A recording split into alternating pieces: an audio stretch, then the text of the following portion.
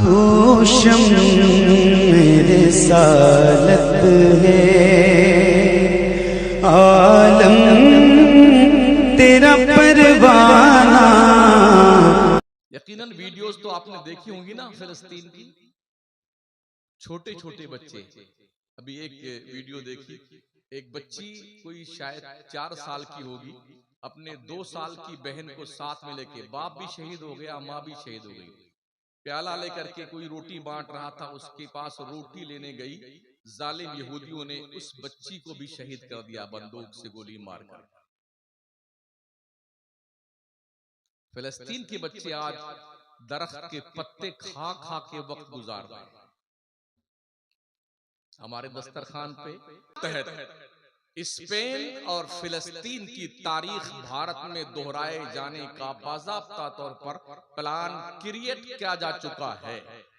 आप अपने आप को बचा कैसे सकते हैं? दीन पे कायम रहे मजबूती के साथ और अपने आप का दिफा करने के लिए कानूनी चाराजोई के दायरे में रह करके खुद मुस्तहकम बनिए और अपनी नस्लों के तहफ्फुज और बका के लिए तन मन धन सबकी बाजी लगा दीजिए। यकीनन वीडियोस तो आपने देखी होंगी ना फिलिस्तीन की।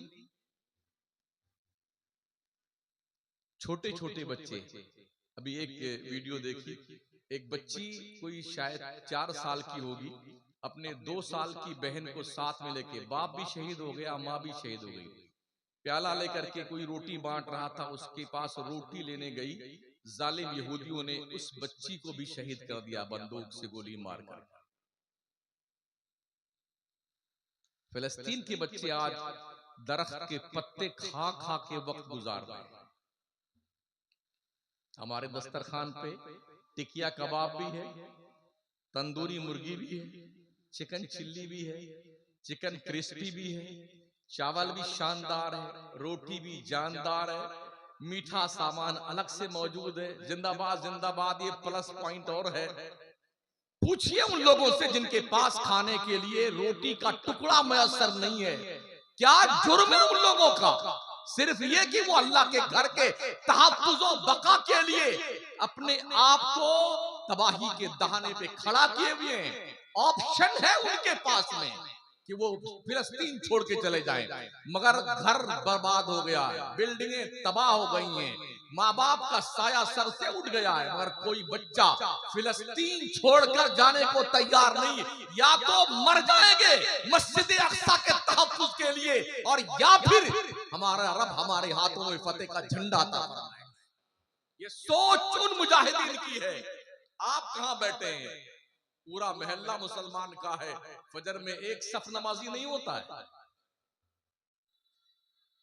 संगीनों के साए में रमजान शरीफ में फिलिस्तीन में बैतुल मक़दिस के अंदर कई लाख मुसलमानों ने बाज़ाब्ता तौर पर तरावी भी पढ़ी है, जबकि लोग बंदूकें लिए खड़े हुए।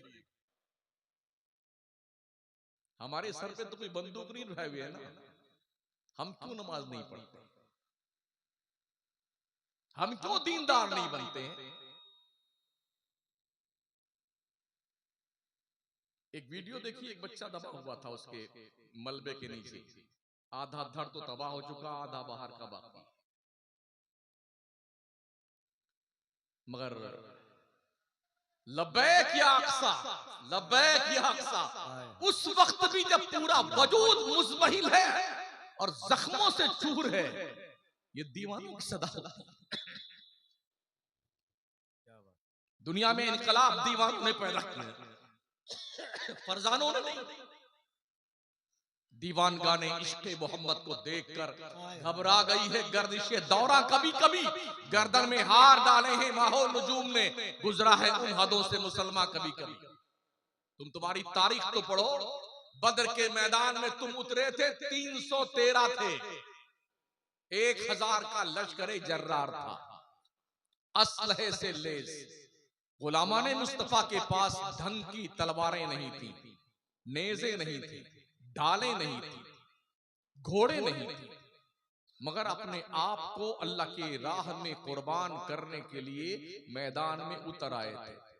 सिर्फ दुआओं से काम नहीं चलता है, बिलाशुबहा दुआएं, अब दुआ मुख्खुल इबादत, दुआएं इबादत का भेजा और मगज है, लेकिन दुआएं मंजिले कारजार में उतर के मांगी जाती है। क्या हमारे नबी से ज्यादा किसी की दुआ मकबूल हो सकती? मेरे करीम आका अगर दुआ फरमाते तो पूरा मक्का मुसलमान हो जाता, पूरा हिजाज मुसलमान हो जाता, पूरी दुनिया मुसलमान हो जाती। लेकिन जरूरत पड़ने पे जब इस्लाम का पैगंबर आमिना का लाल अब्दुल्ला का जिगर पारा 313 सहाबा को लेके बद्र में उतरा, तो वहां दुआ मांग रहे थे नबी, ऐ रब तूने जिस मदद का वादा फरमाया था, मोहम्मद तेरे दहलीज पर सजदे शुक्र पेश करता हुआ उस वादे को पूरा करने का मुल्तजी है, रब अपनी तरफ से मदद को नाजिल फरमा। तो अल्लाह ने 5000 फरिश्तों की जमात जिब्रील की कमांडरी में भेजा था, जो जबल मलाइका पे उतरे थे। 313 मुजाहिदीन ने 70 काफिरों को कत्ल किया था और 70 को रस्सी में बांध के लेके आए। जज्बे सरशारी क्या था? नबी का हुक्म हो तो कूद जाएं हम समंदर में, जहां को महव कर दें नारे अल्लाहु अकबर में। कुरैश मक्का तो क्या चीज है, देवों से लड़ जाएं, सेनानो नेजा बनकर सीने बातिल में गड़ जाएं। ये कैफियत थी उन दीवानों की। मौला अली करमल्लाहु ताला हुजूर करीम फरमाते हैं, या रसूलुल्लाह अलैहि सल्लल्लाहु व तस्लीम, कई बार ऐसा हुआ जब मैं किसी काफिर को मारने के लिए तलवार उठाया तो मेरी तलवार उसके गर्दन तक पहुंचने नहीं पाई, उसकी गर्दन कट के मुंडी नीचे पड़ी होती थी। ऐसा क्यों हुआ? मेरे नबी ने फरमाया, अली फरिश्तों की जो टीम आई थी ना, ये उनके तलवारों से मरे हुए लोग हैं। हुजूर हमने ये भी आवाज सुनी, अकदिम हैज़ूम, अकदिम हैज़ूम। आका फरमाते हैज़ूम जिब्रील के घोड़े का नाम है। जंग में जिब्रील अपने घोड़े को कह रहे थे, आगे बढ़ हैज़ूम, आगे बढ़। ये कैफियत बदर के मैदान में उस वक्त नबी ने दुआ मांगी तो अल्लाह की मदद आई। आज कुछ नहीं करेंगे, सिर्फ दुआ मांगे, अल्लाह इजराइल तबाह हो जाए, या अल्लाह ओ फला, या अल्लाह वो तबाह हो जाए। इससे कुछ नहीं होने वाला। अपने आप को ढंग का सच्चा मुसलमान बनाइए, हुदूद शरीयत की पासदारी करते हुए मैदान अमल में उतरिए, फिर उसके बाद अल्लाह की मदद के मुंतजिर रहिए, अल्लाह की मदद जरूर आएगी।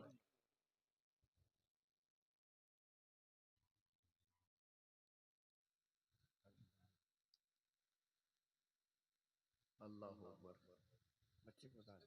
तो ये मेरी तरफ से आप नजराना रख लो, रख लीजिए आप यार।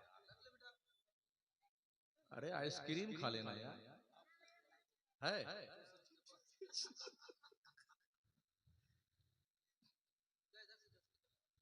मुझे बड़ी खुशी हुई कि हमारे जो आपके यहाँ इमाम साहब हैं बड़ी मेहनत कर रहे हैं, इनका साथ दीजिए,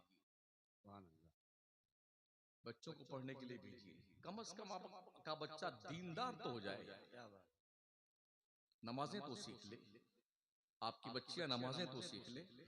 और मैं फिर ये अर्ज करूंगा, जो ये रोड पर मुस्लिम बच्चियों का, जवान जवान बच्चियों का सरों का दुपट्टा गायब है, बाल खुले हुए हैं और बिल्कुल इस तरह से घूम रही जैसे इनका कोई पुरसाने हाल नहीं, कोई अब्बा इनके नहीं, इनकी अम्मा भी मर गई हैं, इनके अब्बा भी मर गए। इन्हें हिजाब में लाइए, हिजाब में, वरना मैदान कयामत में ओ बापो तुम्हारी शक्लें जहन्नम के आग में झोंक दी जाएंगी। ये ध्यान रखना। बच्चों की परवरिश करना, खाना खिला देना, पिला देना, अच्छे अच्छे कपड़े पहना देना, सिर्फ यही बाप और माँ की जिम्मेदारी नहीं है। अपनी औलादों को दीन सिखाओ, दीन अदब सिखाओ, कनीज़े फातिमा बनाओ बच्चियों को, गुलामे हुसैन बनाओ अपने बच्चों को। अगर ऐसा ना हुआ तो फिर तैयार रहिए जहन्नम के आग का इस्तकबाल करने के लिए। दुनिया से ताकत में आप नहीं जीत सकते हैं, इसलिए कि दुनिया के पास ताकत बहुत ज्यादा है, आपके पास नहीं। दुनिया से दौलत में आप नहीं जीत सकते। दुनिया के पास दौलत बहुत है, आपके पास नहीं। एक ही चीज बची है, वो है इल्म। इसे सीख